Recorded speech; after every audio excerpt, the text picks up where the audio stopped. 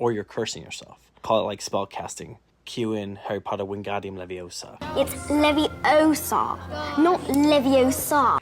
Expecto Patronum! Expecto Patronum! Alright, so I mentioned I'm trying various ways to see what a load of crap is actually working versus what actually makes a difference as I restart my life from the ground up. And I've been researching a ton of methods, ideas, from scientific to quantum mechanics to metaphysical to practical, logical to esoteric. So this is one that I find is really working. So what is the most dangerous voice in your life? It's probably your own. It's not what you think, because what you actually say out loud is what matters. Once words leave your mouth, they stop being thoughts and they start becoming commands. And this works with everyone, but especially for yourself. So there's powerful research in mental performance that shows just exactly this. When you say something out loud, it has about 10 times more the influence than when you just think it.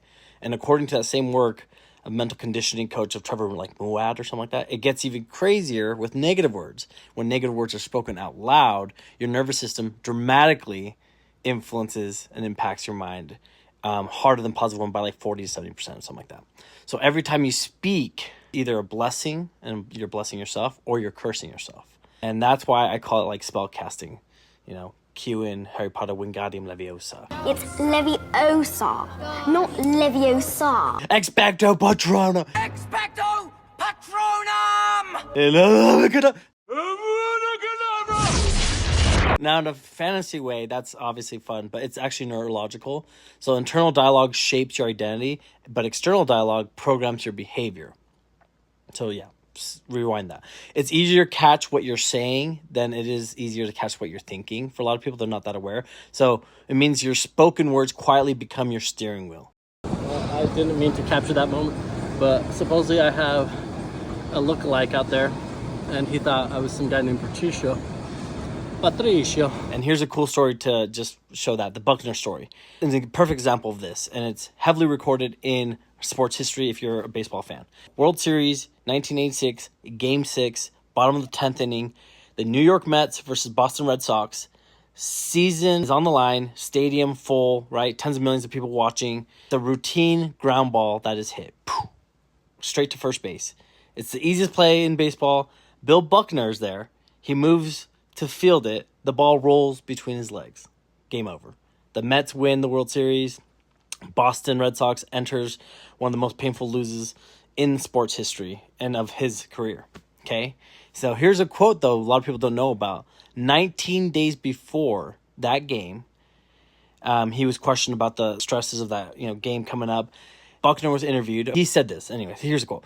The dreams are that you're going to have a great series and win. The nightmares are that you're going to let the winning run score on a ground ball through your legs.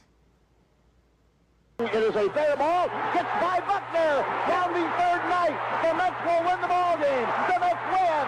They win. Unbelievable. The Red Sox in stunned disbelief. A slow ground ball went right through the legs of Buckner down the right field line. 19 days later, that exact nightmare happened in reality.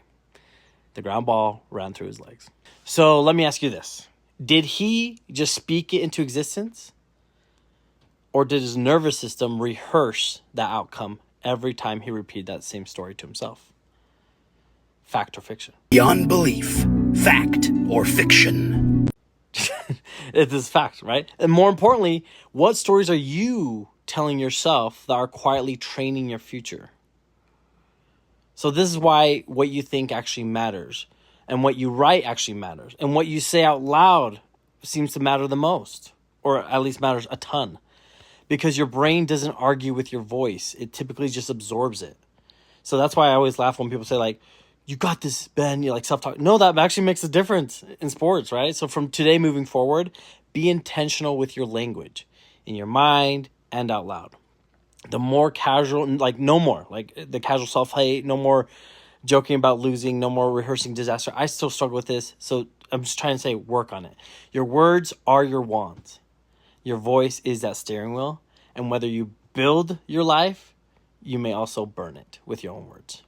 You're the one holding the mic in the end, so be conscious and be intentional about what you say moving forward.